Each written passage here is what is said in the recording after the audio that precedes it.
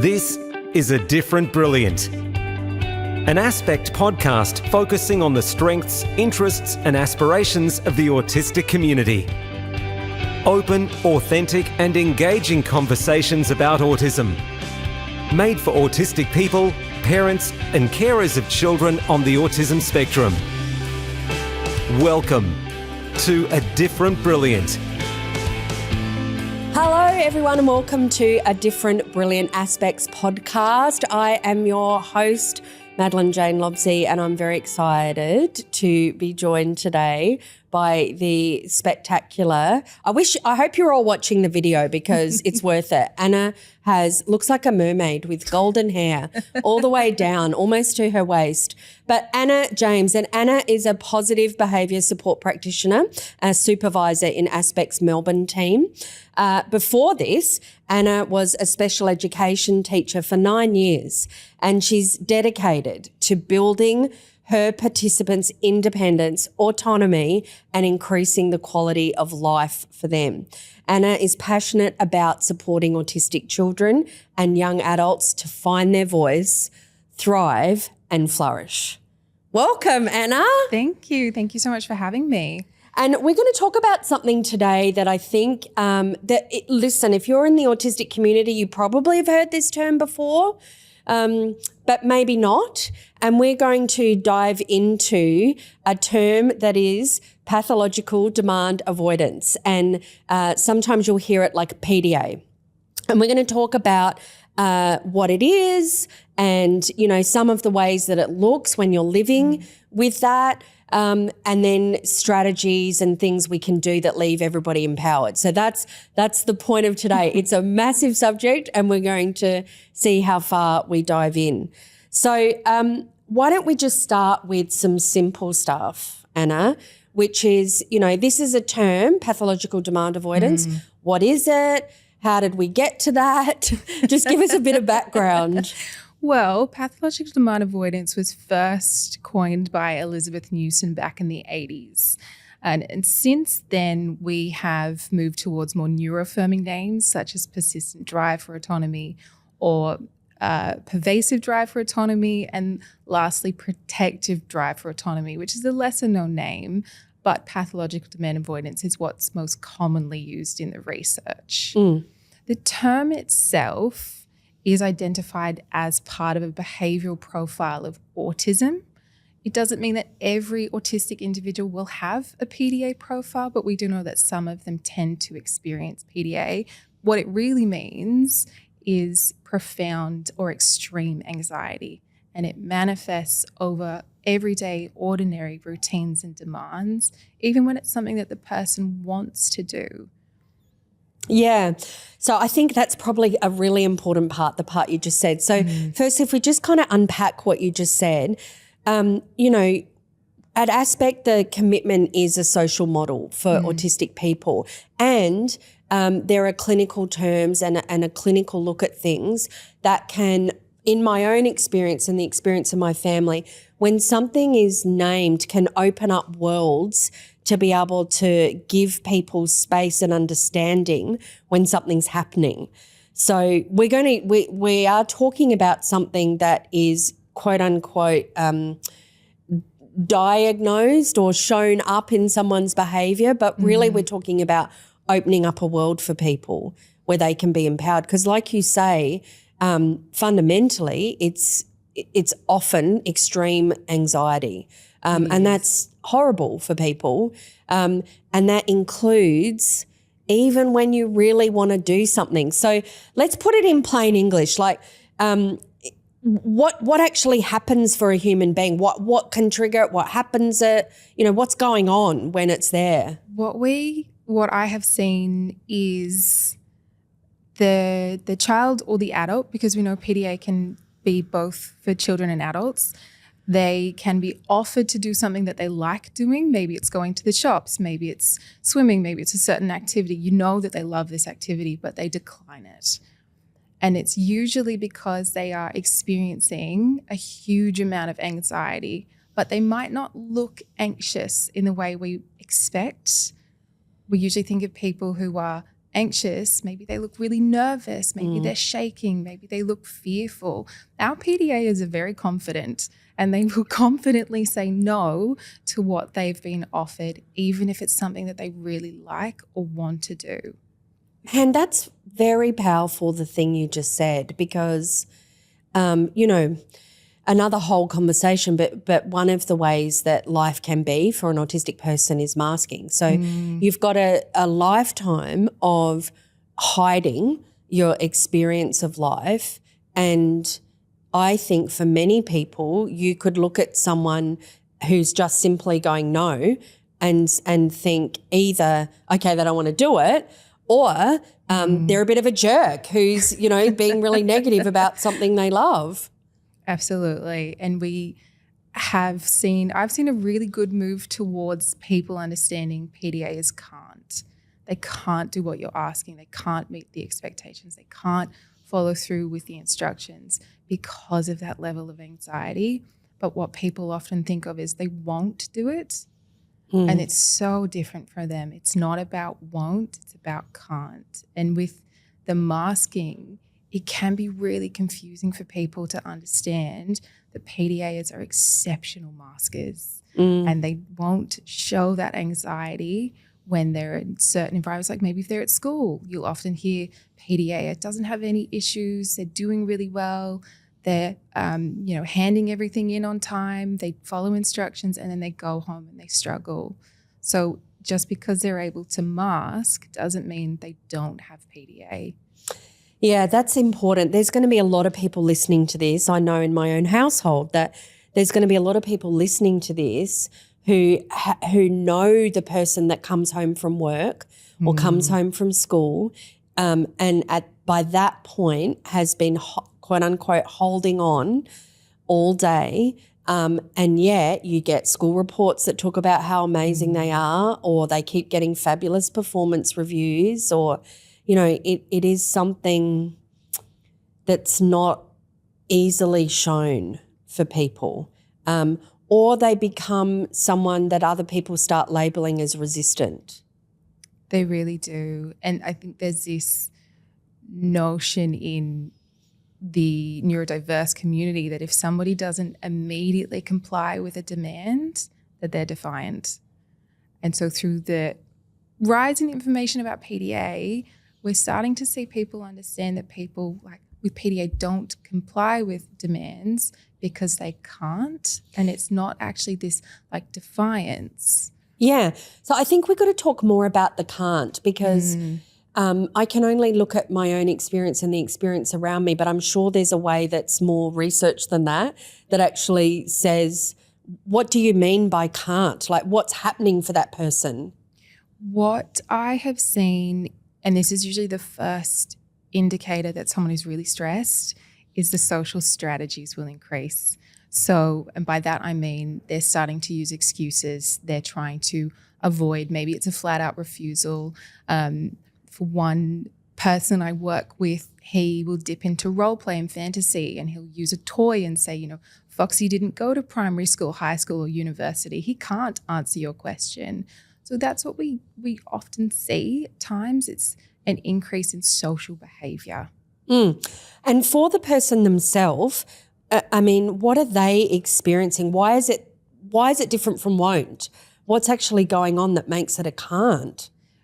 We think about the nervous system and how that begins to dysregulate. And we sometimes talk about PDA through the trauma response, so our fight, flight, freeze or fawn responses.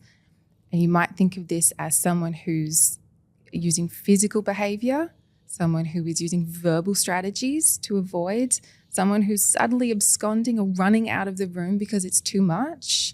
And then for someone who's masking, they're dipping into that fawn response. So they're coping with the situations the best they can to get through it. Yeah, and I think what's important maybe is to unpack the demand bit too, because, life is full of demands, outward demands, like especially when you're at school, at work, turn up on time, do this, do that, finish this report, do this schoolwork. So there's the obvious demands of life, but there's also things that are not obvious at all that occur like a demand. So what are some of those things? You could think of them as silent demands, so things that are imposed on others. You could also think of them as more internal demands, like our hygiene, toileting, eating, showering. All of those sorts of things can be demands. Sometimes even the body cues that people are given to go to the toilet, our PDAs can't toilet in a sort of a consistent way. Yeah, so if we look at that, like if I'm trying to understand what you're saying, right? So I'm going, hang on a sec, you're saying that their body's saying go to the toilet and they're saying they can't. Yes. So at any point where something that seems external from them, including their body, is saying you need to do this, that's when, I hate the word trigger, but it's when that experience can present. If you think of it as a threat response, that's, I think, helps to unpack what it is. It's the person experiences a threat response, and then we say trigger, it can then trigger a reaction. Yeah, and again, we've got to go back to it includes doing things they want. So you can be a teenager who you know that, you know, you're starting to give off a scent from having not had a shower. Yes. You know, and you know that, and you even want to smell good and you want to have a shower, but you have this experience like immobile, I just can't. Absolutely. Yeah. Absolutely. And we see it all the time, even when it's things that they want to do, things they like doing, they can't follow through. Yeah. Yeah, and I think sometimes, you know, language matters, and for some people saying things like pathological demand avoidance is really powerful because there's a use of clinical language that gives them power in life. And I know for other people saying things like, you know, persistent demand for autonomy was life altering because, you know, I have teenagers around who go, oh, I just want to be autonomous. And that's actually, I'm not broken. There's nothing wrong with me. I just want to experience life autonomously. Which is beautiful. And I think it's such a neuroaffirming way to rephrase the original term, which, you know, back in the 80s, that's what was used. But using other words like pervasive drive for autonomy or pervasive demand avoidance is such a kind way of speaking about our PDAs. I imagine parents probably or teachers deal with this a lot. Like, what are some of the ways that they might know that that's happening other than the social stuff? We tend to see fairly extreme behaviours within PDA. So that can be fight or flight behaviours. Sometimes we think of physical behaviours towards other people. Sometimes it's verbal behaviours. So it may be insults, other things like that. Yeah, if you take away behaviours, because I know we're trying to soften or not leave anybody lesser than because people are extraordinary, but flat out it can be hitting, biting, yelling, swearing, running, you know, all of even personal harm like hitting a head on a wall or something. It can be. Yeah. And that people are living with that, and in those moments it's upsetting for everybody and people can be left powerless in those moments. So what are some of the strategies maybe that can leave the person experiencing that empowered and the people around them empowered? What I find most of the time is all of that behavior, the hitting, the kicking, the biting, whatever's happening, it's that person's way of saying, I can't do what you want. And most of the time, PDAs want time and space. That's all they want. Give them time and space. In terms of safety, I know that some of these things can be incredibly unsafe for the PDA, but also for the person trying to support them. So safety always comes first. If you really want some good strategies, start with the language. So the language that we use can have a huge effect on whether we activate someone or whether we can help them to de-escalate. And by that I mean declarative language. So we make observations instead of giving direct instructions. So here I am, I'm right in the middle of it. And what could you say to me? I might say to you, it's a beautiful day outside. I can see everyone's going out to recess. And then pause and invite the person to make that observation. Or I could say to you, I can see that everybody's opened their books and they're starting to write. At home, it could look something like, you could say to them, it's cold outside, maybe shoes would be a good idea. Just little things, observations that we can make. And it takes away what we tend to do to PDA is tell them what to do, when to do it, and how to do it, which reduces all of their autonomy. Yeah, or I think the other thing, I often look at my own strategies that I use and it might basically leave them more in the experience of it. So I will say, I can tell you're really upset right now, or I can tell you're really, not handling this and you need some space. I might even say those things that sound nice and affirming, but can actually draw them further into the experience of it. It can sometimes. Yeah. And that's where often it's really good to just go quiet and be quiet and wait for the PDA to come to you. Wait until they're ready to talk about what's going on, because it gives them the space to process how they're feeling. And they often don't know how they're feeling in the moment. Yeah, that's certainly my experience. One of the strategies we've used in our household is giving people, and it doesn't always work. When I'm right in the middle of something, the gears grind to a halt. There's nothing I'm going to be able to do in that moment. But sometimes what makes a difference is they just have a hand signal that basically is saying to me, I can't talk about this right now, or I can't engage with you about this right now. And even that brings this connection with one of us. Okay, I got it. I hear you. I'm with you and I'm here and you don't need to say anything. I think it's a really beautiful way of providing some strategies for them, because there's still that pressure a lot of the time on our PDAs to verbally say what they need or say how they're feeling. And we know that when the stress goes up, often the communication reduces and they might stop speaking, and then we pressure them to keep talking, but they can't. I think a hand signal I think that's is great. important to say, because even people listening to this, there'll be, I also don't like this word much, but neurotypical, or people that are not autistic, ADHD, all those, neurodivergent things, that are listening to this. And we all know that experience of people asking us things that we don't know the answer to. What do you need right now? I don't know that at the best of times.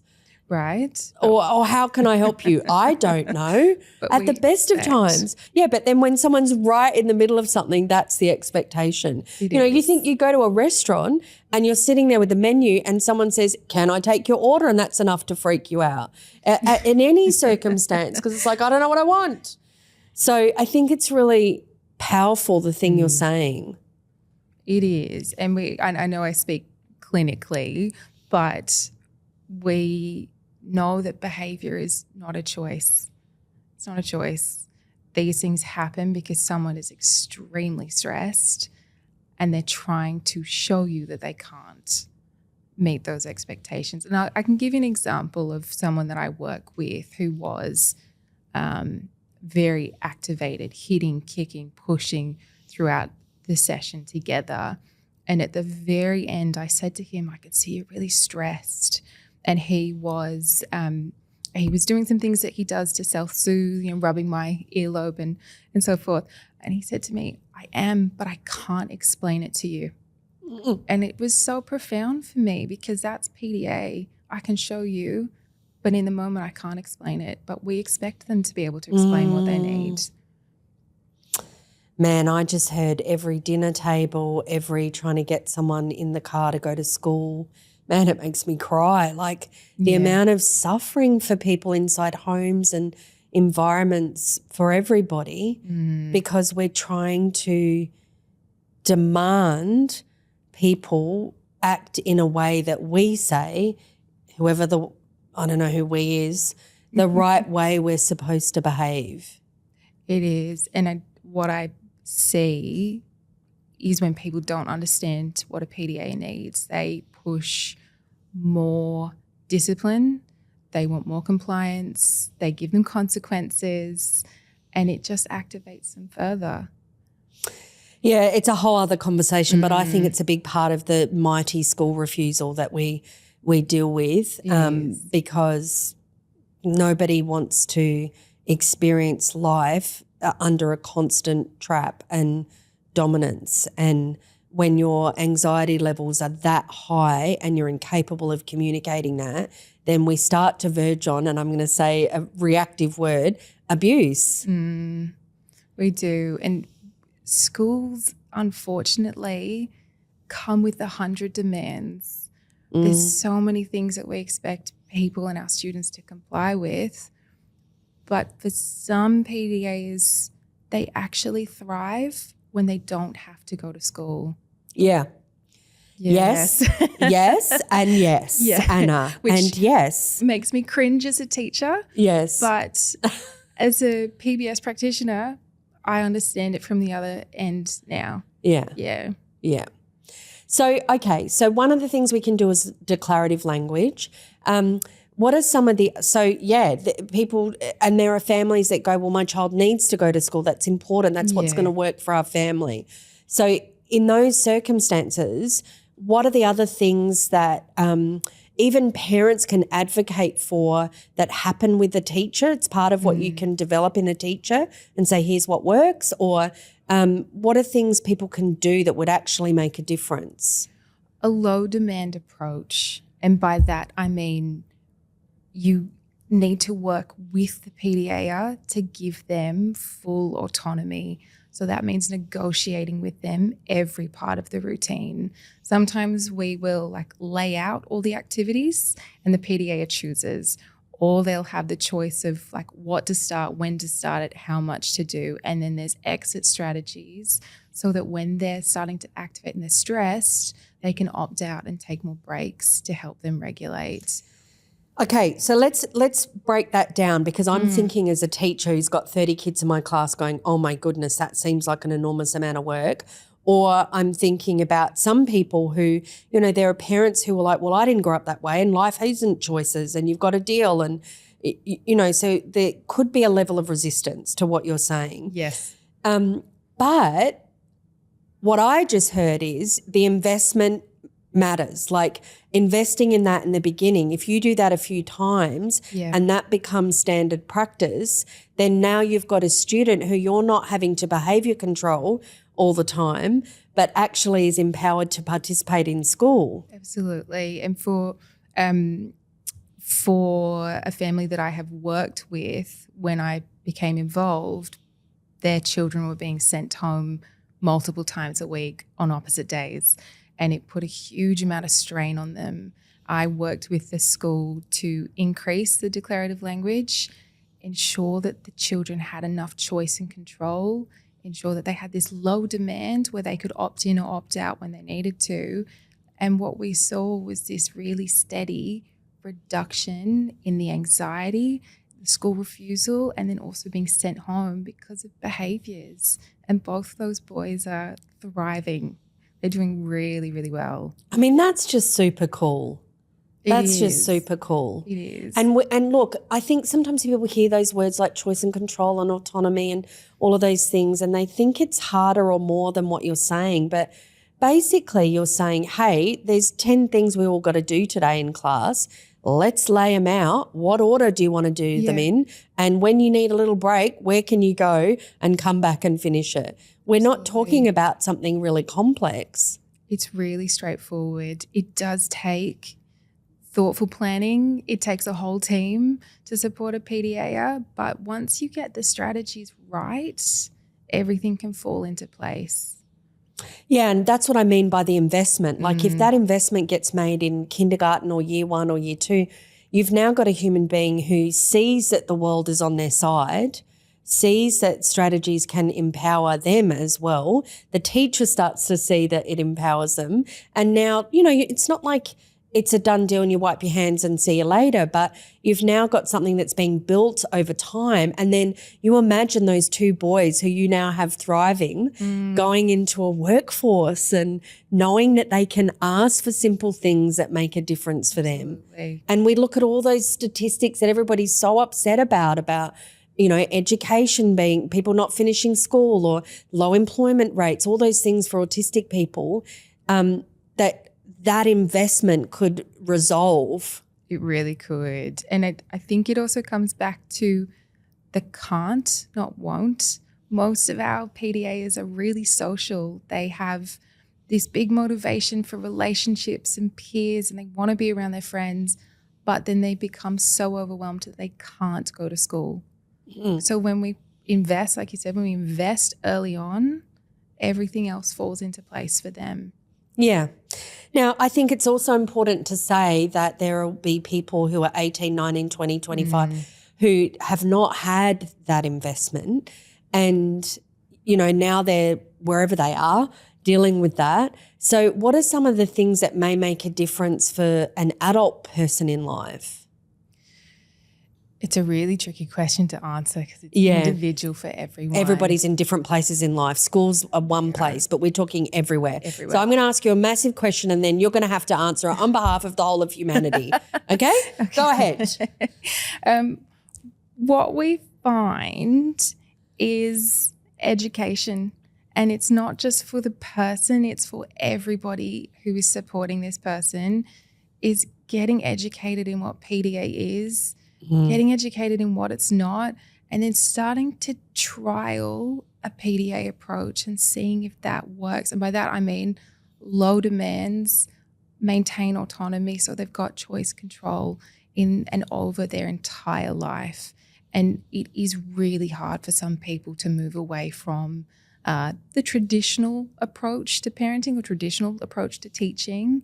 But well, also employment, you know, like if I mean, in many ways, having the whole pandemic thing happen and people going to work from home was revolutionary for people who had been wanting to work from home forever because it allowed for something. But, you know, even what we know works for adults is part of choice and control and autonomy is going, okay, well, the office opens at 9, but I'd like to come in at 10. And that simple moment of choice can make all the difference. But people are nervous about what that means. Like, well, if I let one person come in at 10 when, you know. Yes. But what we know is when a human being's empowered in those ways, they're more productive, they're happier, an entire environment can shift. The culture of an organisation can shift when someone's really empowered.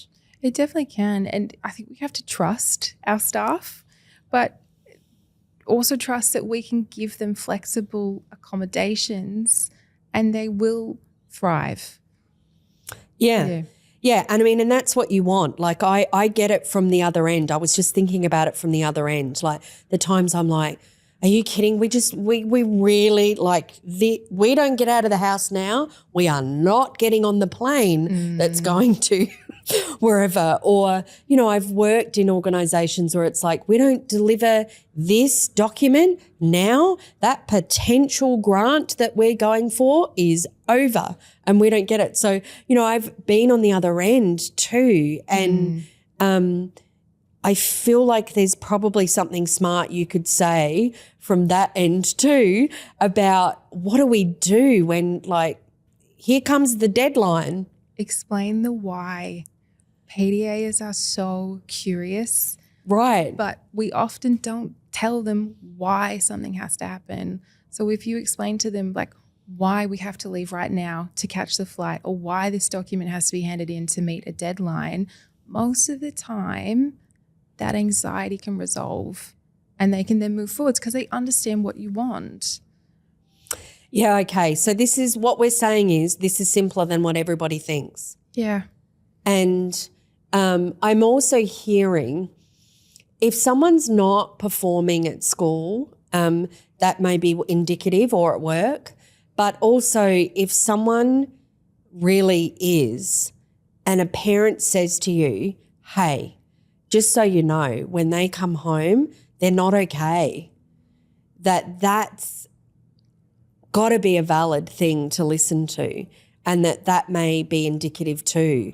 You know, or if an employee says to you, hey, I know you're seeing me produce my work, but you should know I'm very stressed. That's got to be listened to. It does. And like relationships are everything for PDAs.